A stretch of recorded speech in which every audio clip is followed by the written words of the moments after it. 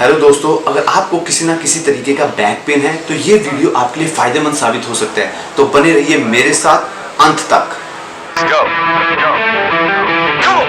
Come on. This forever. No surrender. No surrender. Yeah. Yeah.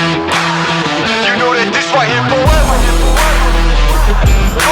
Hello दोस्तों, मेरा नाम है विशाल चड्ढा और आप देख रहे हैं आपका अपना चैनल।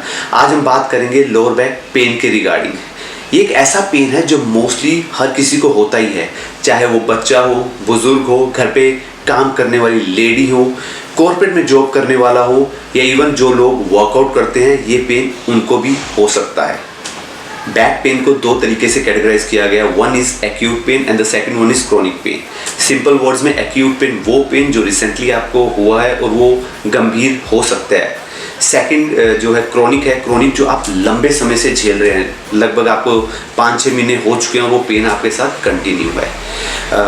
आपको हमेशा एक चीज़ ध्यान में रखनी है कि हमेशा आपकी बॉडी आपको किसी ना किसी तरह का मैसेज कन्वे करती है। अगर आपको थोड़ा सा भी पेन होता है तो मैसेज कन्वे कर रही होती है, बट हम उसको नज़रअंदाज करने की कोशिश करते हैं, जिसके कारण से वो पेन आगे चल के बढ़ जाता है। जब भी आपको कोई बैक में पेन होता है तो हम बहुत जल्दी घबरा जाते हैं। ये सबके साथ होता है क्योंकि हम उस पेन को अपने स्पाइन से रिलेटेड समझ लेते हैं। हमें ये लगता है कि पेन अब स्पाइन में आ गया है तो इन फ्यूचर हमें दिक्कत हो सकती है, बट ऐसा होता नहीं है कि सारे पेन स्पाइन से रिलेटेड हों। जैसा मेरे भी केस में था, जब मुझे ये पेन हुआ, मैं सोचता था मैं वर्कआउट बहुत अच्छा करता हूँ, मुझे ये पेन नहीं हो सकता, लेकिन वो पेन मुझे भी हुआ था। जितने भी लोग मुझे जानते हैं उनको पता है कि मैं काफ़ी लंबे समय तक इस पेन से जूझता रहा हूँ, बट मैंने कुछ ऐसा किया जिसके कारण मैंने उस पेन को रिमूव कर दिया अपनी लाइफ से। अब मैं प्रॉपर ढंग से डेडलिफ्ट वगैरह बेंडिंग एक्सरसाइज जितनी है प्रॉपर ढंग से कर सकता हूँ। जो मैं पहले 2-3 kg भी अगर मैं उठाता था, बेंड होता था तो मुझे पेन आ जाता था, वो अब मेरी लाइफ में नहीं है।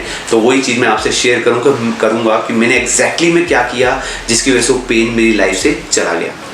अब हम जानेंगे कि एक्चुअली में जो पेन होता है उसके रीज़न क्या है, हमें ये पेन होता क्यों है। तो पहले हम ये समझ लेते हैं। तो सबसे पहला नंबर कारण हो सकता है कि जो आपकी स्पाइन है उसके बीच में जो हड्डियां लगी हुई हैं, जिन्हें वर्टिब्रे कहते हैं, उनके बीच में डिस्क होती है जो शॉक एब्जॉर्बर का काम करती है। कई बार क्या होता है कि कुछ जर्क मूवमेंट्स या कुछ कारण से वो जो डिस्क है उसके अंदर एक फ्लूइड होता है, वो बाहर निकल के आ जाता है, जिसे हम नाम देते हैं स्लिप डिस्क का, या हर्निएटेड डिस्क भी हम कह देते हैं कई बार उसे।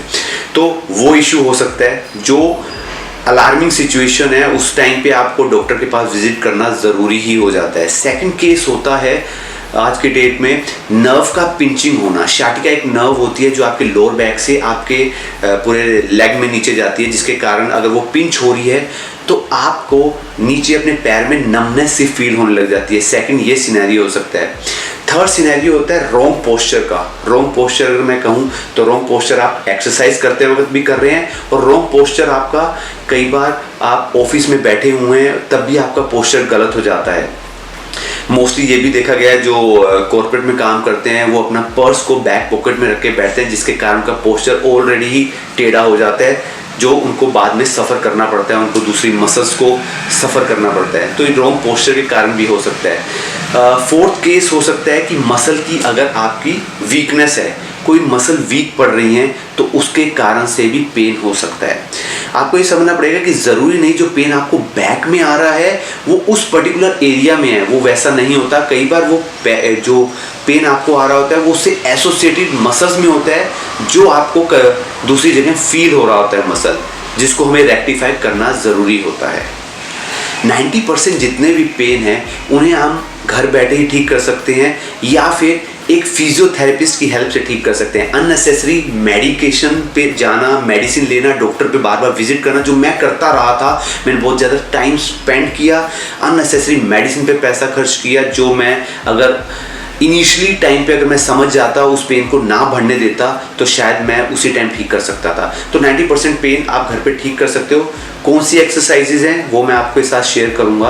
सबसे पहले आपको अपने ग्लूट के ऊपर जो ग्लूट की एक्सरसाइज है उसको एक्टिवेशन में डालना पड़ेगा। ग्लूट एक्टिवेशन एक्सरसाइज करनी पड़ेगी, उसकी स्ट्रेंथनिंग की एक्सरसाइज करनी पड़ेगी, क्योंकि मोस्टली देखा गया है जितना भी ग्लूट आपका इनएक्टिव होता है उसके कारण आपकी अपर बैक, जो लोअर बैक के मसल्स हैं, जितनी भी बैक की मसल्स हैं, उन पर लोड ज़्यादा ज़्यादा बढ़ जाता है, क्योंकि आपके ग्लूस जो हैं वो फायर नहीं कर रहे होते, वो अपना काम नहीं कर रहे होते, जिसकी वजह से जो उनकी उसके साथ जुड़ी मसल है उनको डबल काम करना पड़ता है और पेन वहाँ पे आपके आना स्टार्ट हो जाता है।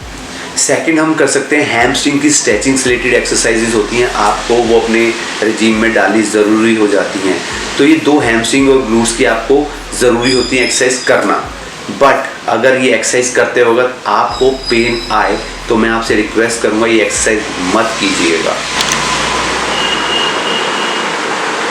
जितनी भी ये एक्सरसाइज आप देख रहे हैं इन सब के आपको 3-3 सेट करने हैं और एटलीस्ट 12 से 15 रेपिटेशन करने हैं। कोई भी एक्सरसाइज आपको फास्ट परफॉर्म नहीं करनी और स्लोली इसको परफॉर्म करना है। किसी भी एक्सरसाइज को करते वक्त अगर आपको कोई पेन हो रहा है तो उस एक्सरसाइज को मत करें। अगर एक्सरसाइज करने के बावजूद भी लगता है आपको कि आपके पेन में कमी नहीं आई है तो आई हाईली रिकमेंड कि आप किसी फिजियोथेरेपिस्ट को ज़रूर विजिट करें। वही आपको फिर प्रॉपरली गाइड कर पाएगा कि कौन सी मसल आपकी ज़्यादा टाइट है या इनएक्टिव है। Instead of going to doctor, आप मल्टीपल मेडिसिन खाने के बजाय इस बेटर कि एक सेशन आप फिजियोथेरेपिस्ट के साथ बुक ज़रूर कर लें। जो भी एक्सरसाइज आप ये करेंगे वो आप अपनी कैपेसिटी के अनुसार करेंगे।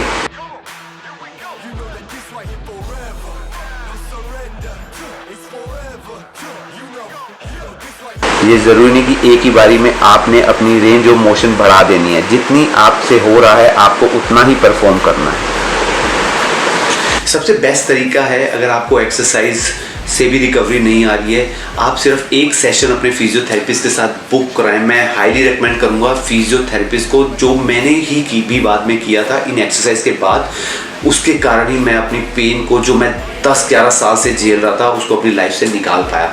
तो आई रिक्वेस्ट यू, अगर आपका पेन नहीं जा रहा, जस्ट एक सेशन आप बुक कराएं अपने फिजियोथेरेपिस्ट के साथ। वो आपको बता पाएगा कि एक्चुअली में आपकी मसल्स कहाँ वीक है और किस किस एरिया को आपको स्ट्रॉन्ग करने की ज़रूरत है।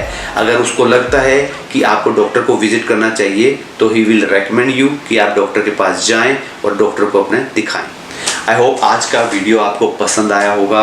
अगर पसंद आया तो इससे रिलेटेड जिसको भी बैक की कोई प्रॉब्लम है, कुछ है, आप उसके साथ इसको शेयर कर सकते हैं ताकि वो इस वीडियो से फ़ायदा उठा पाए।